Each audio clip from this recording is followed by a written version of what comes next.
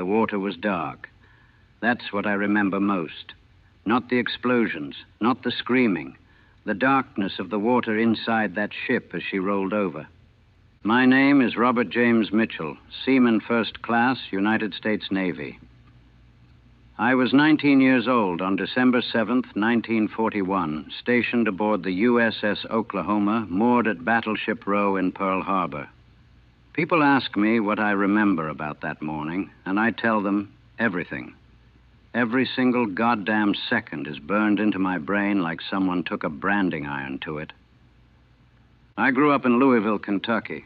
Joined the Navy in 1940 because jobs were scarce and the recruiter made it sound like an adventure. See the world, serve your country, 3 squares a day and a place to sleep. My father had fought in the Great War, came back quiet and different, but he didn't try to stop me. Just looked at me with these sad eyes and said, "Be careful, Bobby." I should have listened to what he wasn't saying. The Oklahoma was home.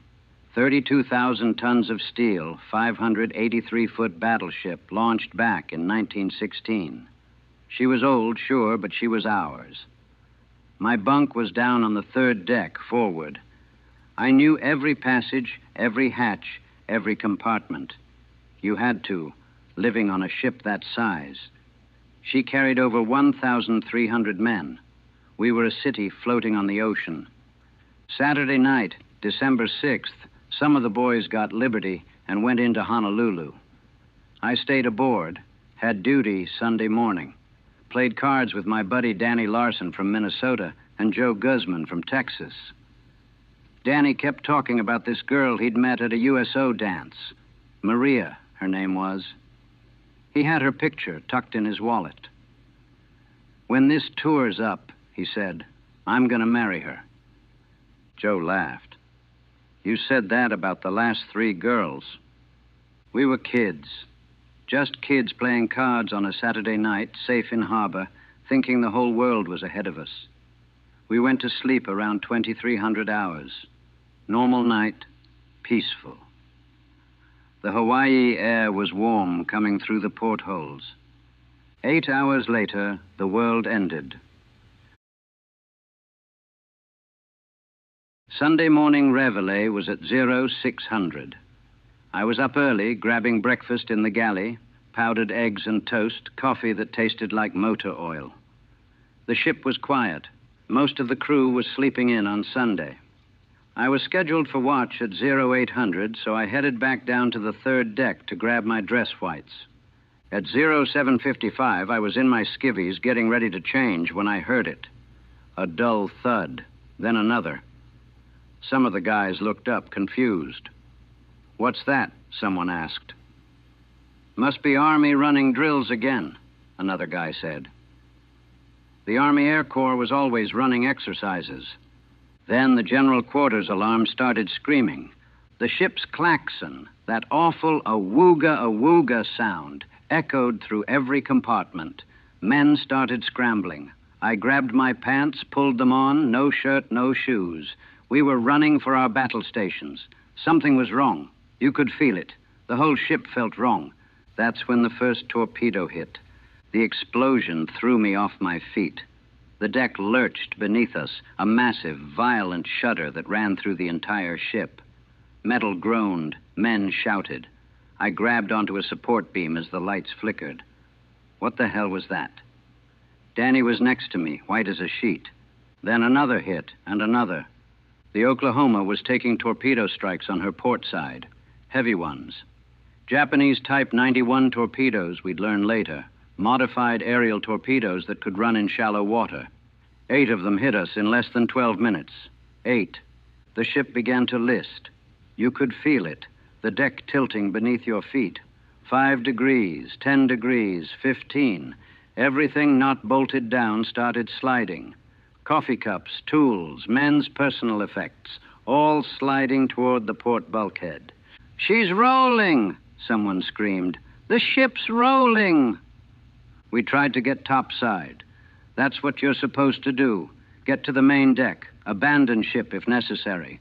But the compartments were filling with water. Hatches were jamming. The list was getting worse. 20 degrees, 30 degrees. Walking became climbing. The ladders were at crazy angles. I saw water rushing in through a ruptured bulkhead.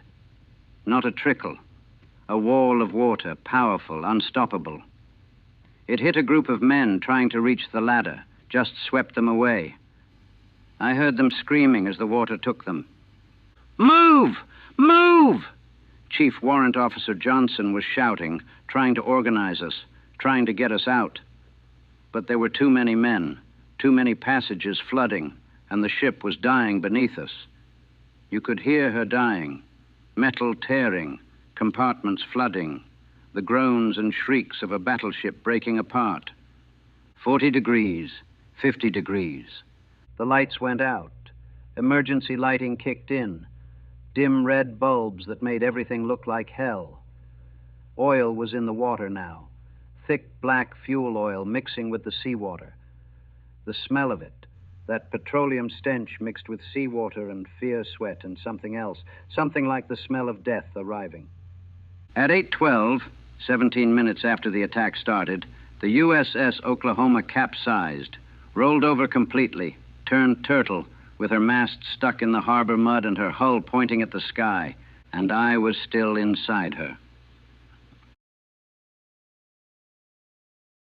When a battleship rolls over, everything that was up becomes down.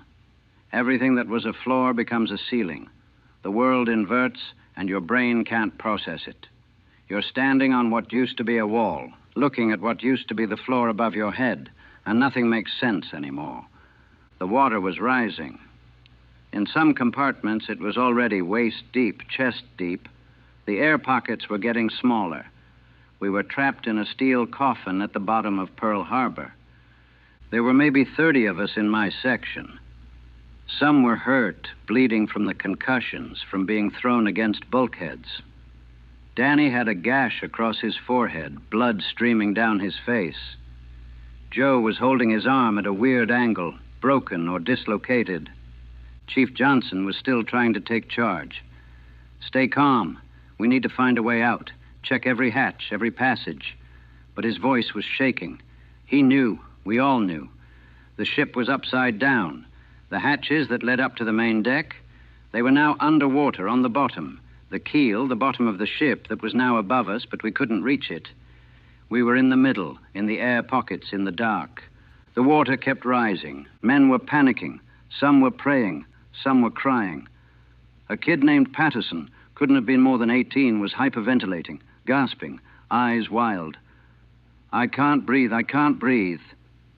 The air was getting bad, thick, hot. We were breathing the same air over and over, and it was running out. We tried to move through the ship, looking for a way out. But every passage was a maze now, twisted and wrong. What used to be doorways were at crazy angles. Hatches were jammed or underwater. We'd find a passage, wade through oily water, only to hit a dead end. A compartment completely flooded or a hatch we couldn't open. I saw men die. Not from explosions or bullets, from drowning in the dark. The water would rise in a compartment, and if you couldn't get through the hatch in time, you were gone. I watched a group of 5 men trying to swim through a flooded passage to reach another air pocket. Only 2 made it through. The other 3, they just didn't come out the other side. Danny and I stuck together. We were from the same division, had the same training. "We're getting out of this," he kept saying. "We're going to make it." But I could hear the doubt in his voice. Time lost meaning. Were we trapped for an hour? 2 hours? I don't know. In the dark, in the heat, with the water rising and the air going bad, time stretched out like taffy. Some men started drinking the water. That's how desperate it got. Seawater mixed with fuel oil, and they were so thirsty they drank it anyway. Made them sicker, made them vomit. But they were so damn thirsty. Chief Johnson found a toolkit. We started trying to cut through the hull. That was our only chance. Cut through the bottom of the ship, which was now the top, and get out that way.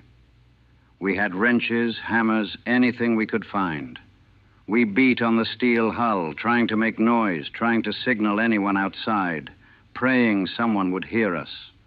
The steel was 3/4 of an inch thick, double-hulled in some places.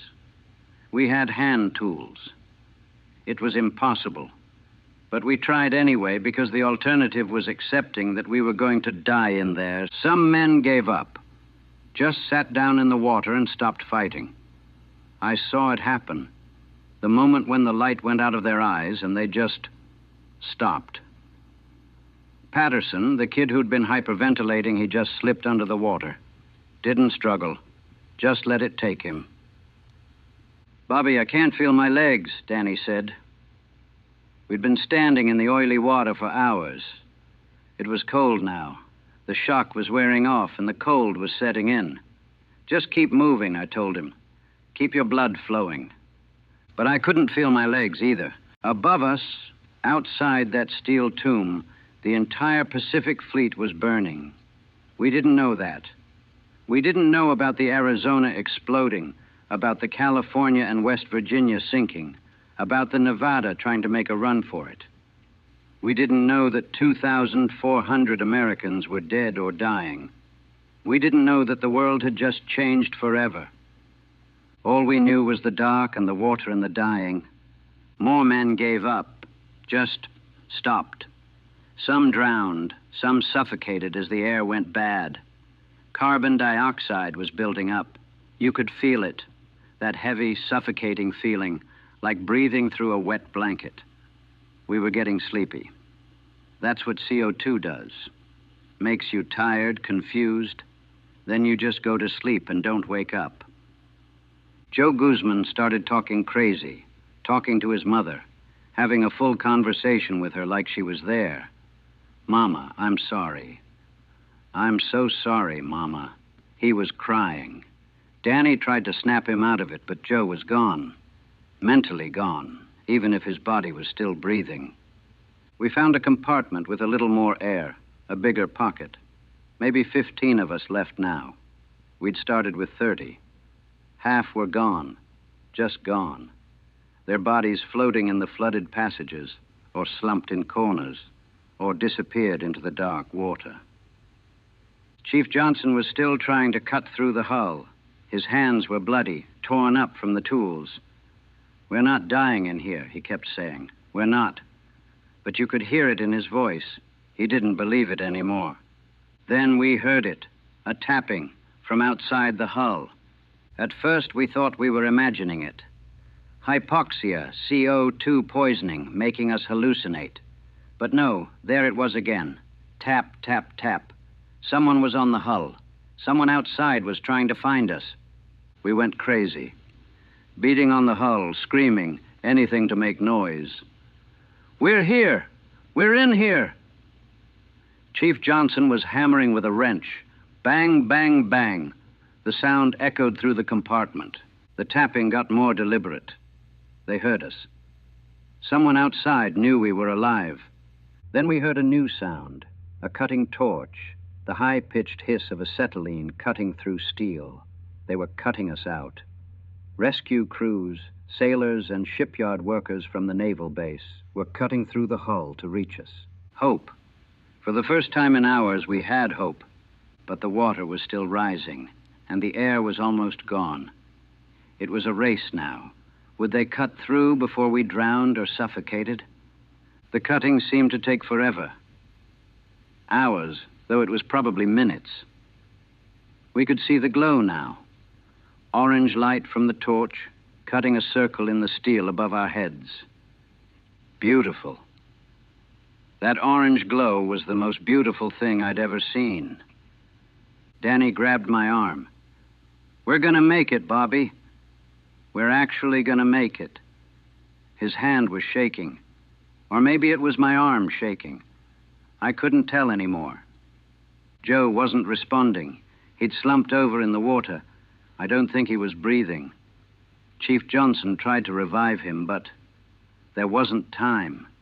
We had to focus on getting out. The circle was almost complete.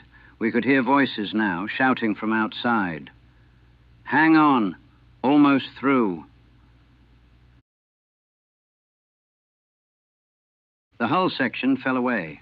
Sunlight poured in, actual sunlight, and I'd never seen anything so bright, so perfect.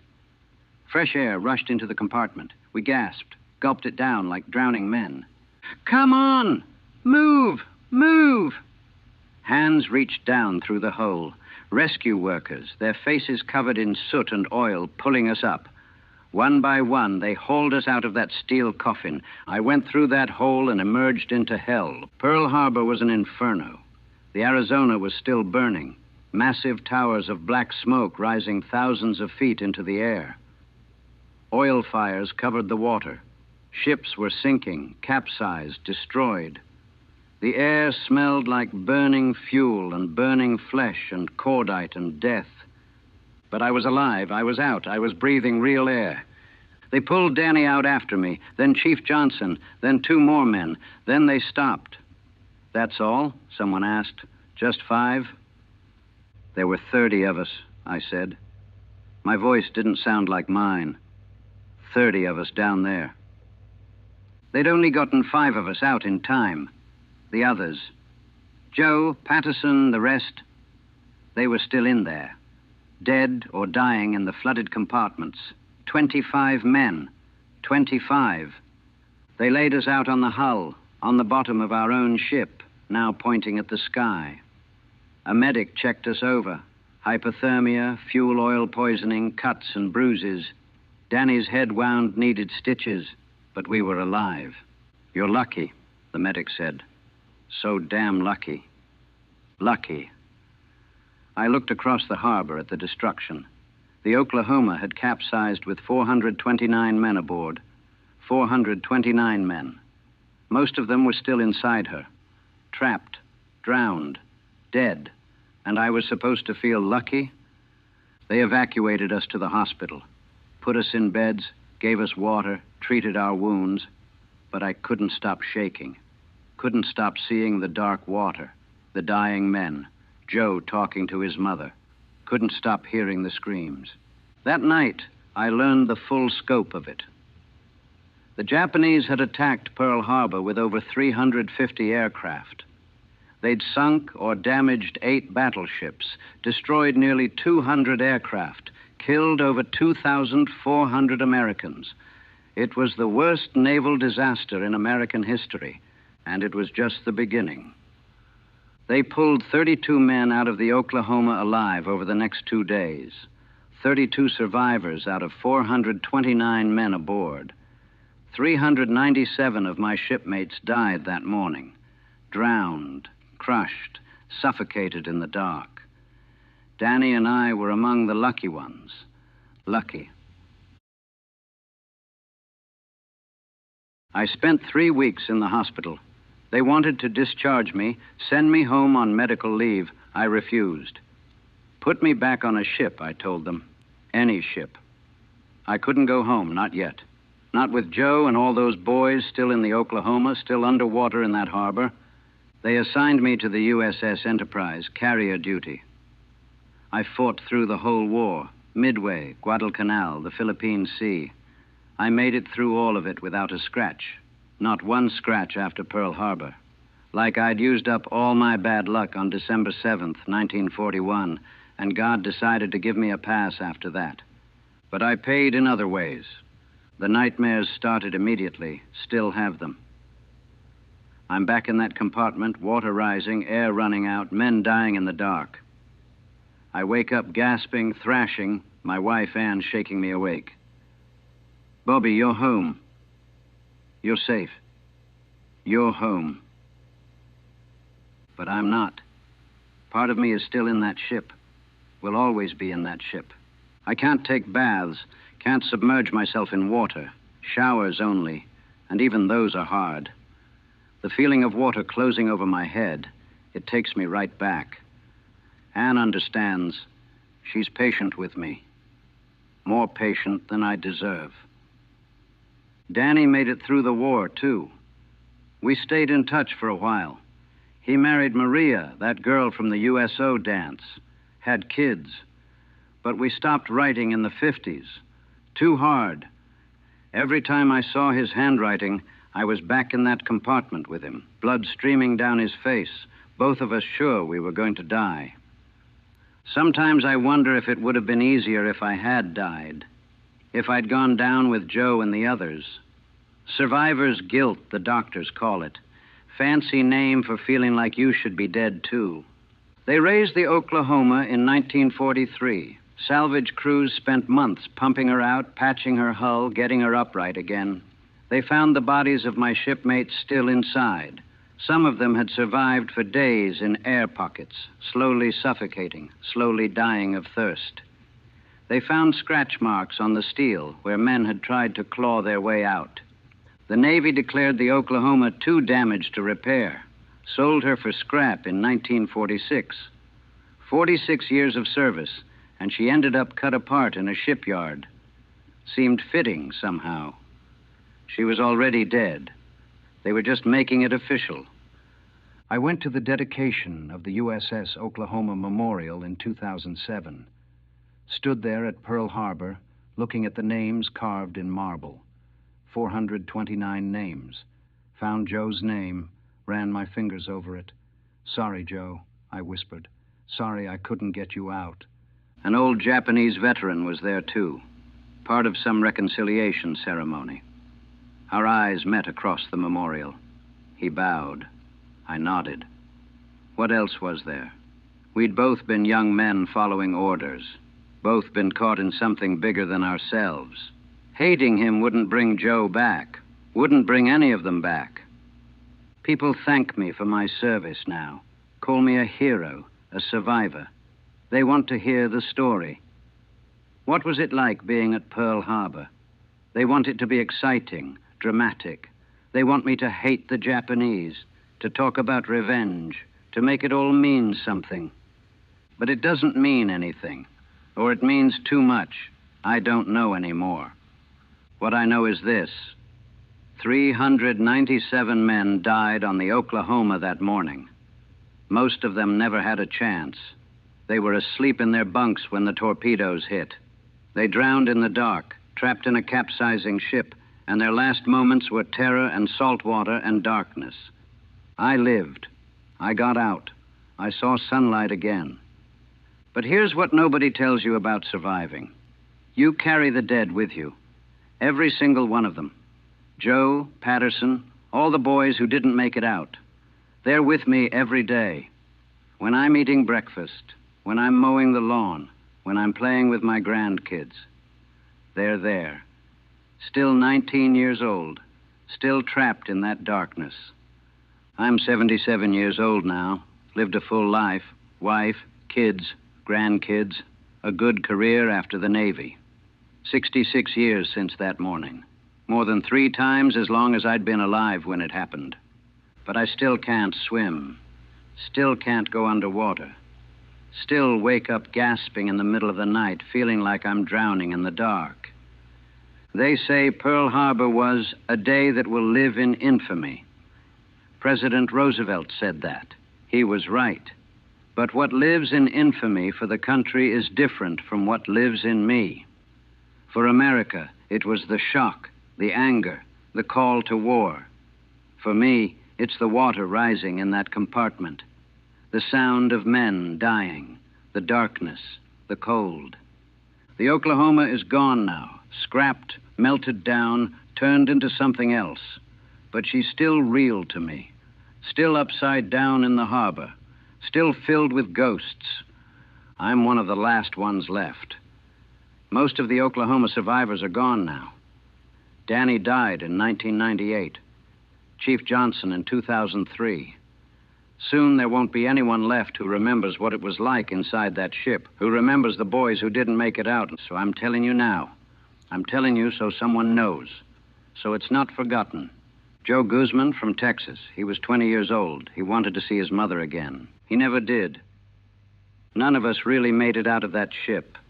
Some of us just kept breathing after. That's all.